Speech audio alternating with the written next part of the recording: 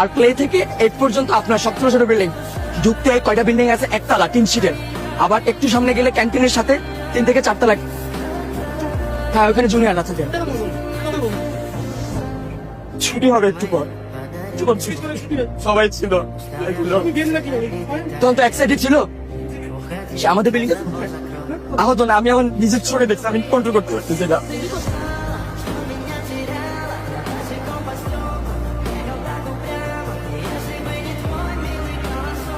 আর play থেকে 8 পর্যন্ত আপনার 17 ছোট বিল্ডিং যুক্ত হয়ে কয়টা বিল্ডিং আছে? একতলা 3 সিটের। আবার একটু সামনে গেলে ক্যান্টিনের সাথে 3 থেকে 4 তলা।